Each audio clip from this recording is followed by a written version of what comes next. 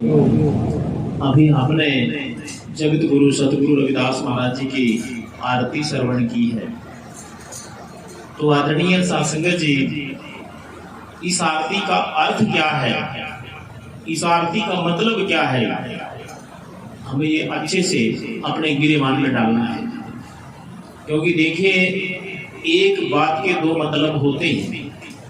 जैसे हमारी आंख है, इसको हम नयन भी कहते हैं, आंख भी कहते हैं। इसके वैसे तो तीन चार मतलब होते हैं हर एक बात के। तो आंख भी है, नयन भी है, लोचन भी है, चक्षु भी है। इसको चार प्रकार से पुकारते हैं।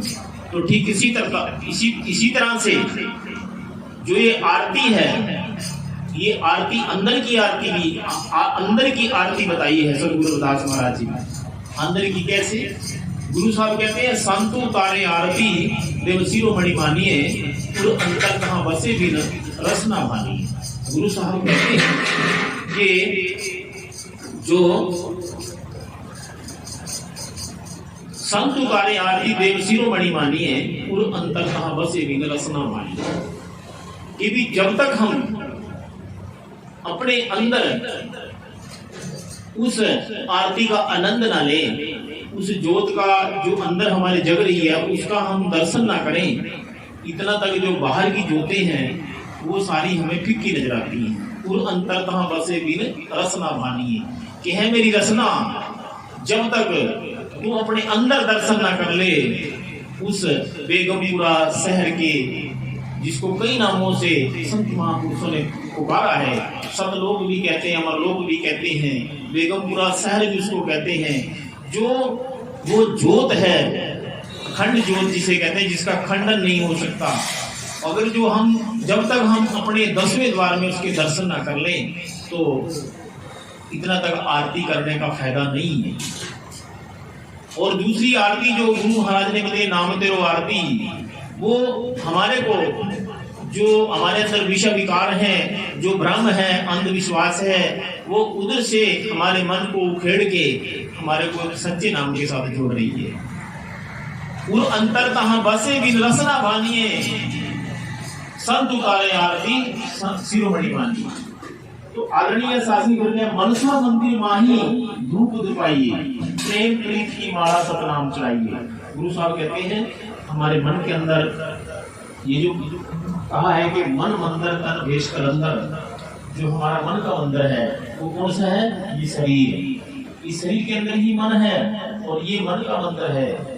कहा, वैसे तो संतों ने बहुत कुछ कहा है, मन कोठा तन छत भी, मन को कोठा भी बताया है और इस तन को छत बताई है, जिसके बीच में, जिसके नीचे ये आत्मा रूपी पंछी निवास कर रहा है। तो इसीलिए आदरणीय शासक जी, मनसा मंदिर माही धूप दुपाइए, प्रेम प्रीत की माला सतनाम चढ़ाइए। वो धूप कौन सी है? वो धूप है उसकी सुगंधी, वो दया की धूप है, दया की धूप है, प्रेम के पतासे हैं। प्रेम जो है, हम सब आपस में एक दूसरे से प्रेम करें, दया की धूप और ज्ञान का दीपक, ज्ञान का दीपक। आदरणीय शासक जी, हम यहाँ जानकारी लेने के लिए आए हैं, जो गुरु रविदास जी ने अपने जीवन काल में किया, तो उसकी जानकारी लेने के लिए हम यहाँ पहुंचे हैं।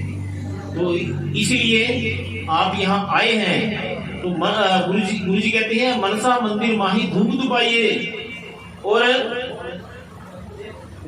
प्रेम प्रीत की माला सतनाम चढ़ाइए। भी सच्चे नाम के आगे हमने प्रेम की माला, हम आपसे प्रेम करें सभी। क्यों? हम एक ही परमेश्वर की औलाद हैं। परमेश्वर ने हम सबको बनाया है, क्योंकि सबका आंख कान वही लगाया है, जो हमारा है वही आपका है। तो इसीलिए आदरणीय शासी, हम सब परमेश्वर की औलाद हैं। तो हमें ये ऐसा सतगुरु रविदास महाराज जी हमें बता रहे हैं। फिर गुरु जी कहते हैं, चहुदिस दीनावारी से जगमग हो रही है। चहु मतलब चारों दिशाओं में उसी का प्रकाश हो रहा है। चौदिस दीनावारी से जगमग हो रही है। वो ज्ञान का जो, ज्ञान की ज्योत जो है वो चारों दिशाओं में जल रही है। चौदिस दीनावारी से जगमग हो रही है, ज्योति ज्योति सम ज्योति ही हो रही है। जैसे हमने ये ज्योत जगाई है, हमारा निशाना है ज्योत के ऊपर, लेकिन आदरणीय शासन की ये तो कुछ देर तक चलेगी, ये फिर बंध जाएगी, यानी कि बंधने का मतलब है बुझ जाएगी। तो जो एक अंदर ज्ञान की ज्योत, जब वो हमारे अंदर ज्ञान की ज्योत जल गई तो आदरणीय शासन की फिर ये पूरी जिंदगी नहीं बुझेगी और मरने के बाद भी चलती रहेगी। जैसे गुरु रविदास महाराज जी ने ज्योत जगाई, वो तो जाग ही रहे थे, उन्होंने ऐसी ज्योत जगाई कि उनका शरीर जाने के बाद भी वो ज्योत जल रही है। वो कौन है? वो गुरबाणी जो हमारे अंदर प्रकाश कर रही है। तो इसीलिए हमारा गुरबाणी पर लक्ष्य होना चाहिए। गुरबाणी ही हमारी गुरु है, असली मायने में सोचा जाए तो गुरबाणी ही हमारी गुरु है। इसलिए गुरबाणी हमें संदेश दे रही है, प्रेरणा दे रही है। तो अगर जो हमारे जीवन में गुरबाणी ना हो तो आदरणीय शास्त्री हमें सच और झूठ का पता ही ना चले। इसलिए गुरबाणी ही एक ऐसा ज्ञान है, गुरबाणी ही एक ऐसा साधन है जिसके द्वारा हम ज्ञान प्राप्त कर सकते हैं और अच्छे बुरे की पहचान कर सकते हैं। तो फिर आदरणीय शास्त्री 24 दीना वाली से जगमग हो रही है, ज्योति ज्योति सम ज्योति हिलमिल हो रही है। हम इस दुखों भरे संसार के अंदर आए हैं, इसमें अंधविश्वास, पखंड, भ्रम, विषय विकार, शब्द स्पर्श रूप रस गंध, काम क्रोध लोभ मोह अहंकार, ये जीव ये मन इनमें फंसा हुआ है। इस दुखों भरे संसार के अंदर इसमें हम फंसे हुए हैं। तो इससे निकालने के लिए एक गुरबाणी ही एक साधन, नाम मात्र एक ऐसा साधन है जिसके द्वारा हम बाहर निकल सकते हैं। 24 दीना वाली से जगमग हो रही है, ज्योति ज्योति सम ज्योति हिलमिल हो रही है। हमें वो ज्ञान, हमें वो चीज पहचाननी है, हमें वो सत्य को पहचानना है।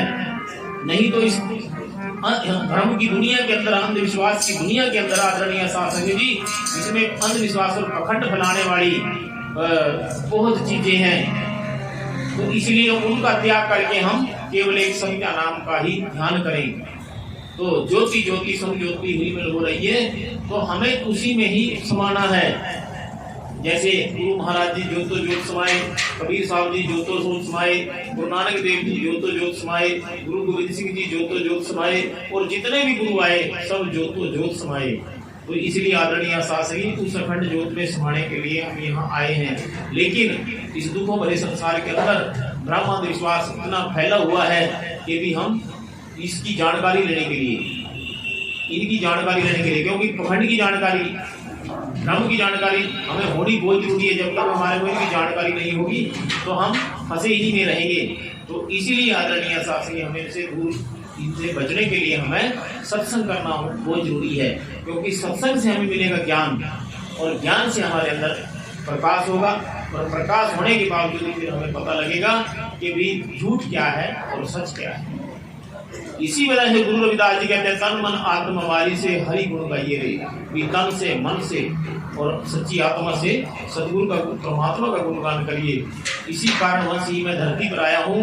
गुरु रविदास जी कहते हैं, मैं इस दुनिया में इसीलिए आया हूँ कि जहाँ अंधेरा है वहीं पर संत लोग पैदा होते हैं। जिस तरह से सीर गोवर्धन वाराणसी काशी में, बनारस में गुरु रविदास जी पैदा हुए, क्योंकि वहाँ पर उस समय बहुत अंधविश्वास और खंड फैला हुआ था।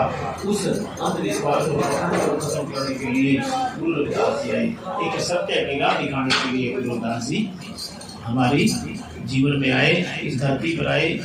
तो इसीलिए आदरणीय साध संगत जी, ये जो आरती मैंने आपके बीच में पढ़ के सुनाई है साध संगत जी, ये अंदर की आरती है। हमने सतनाम का जाप करना है और अपने जीवन को सफल बनाना है। तो जब हम सतनाम का जाप करेंगे तभी हमारे 10वें द्वार में प्रकाश होगा। नहीं तो ये मन जो है इन्हीं में उलझा रहेगा, पखंडों और अंधविश्वास में। तो इसीलिए गुरु प्यारी शासन जी, हमें ध्यान, सब चीज़ों का ध्यान छोड़ के हमें 10वें द्वार में ध्यान लगाना है।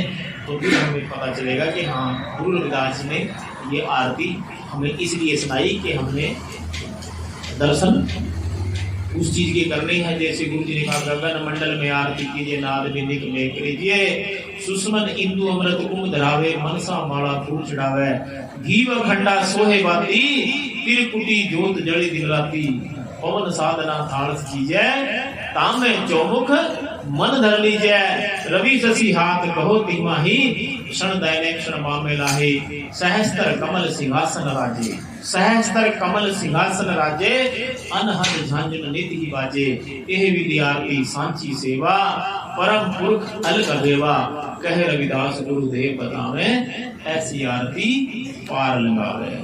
गगन मंडल में आरती कीजिए, नाद बिंद एक में कीजिए।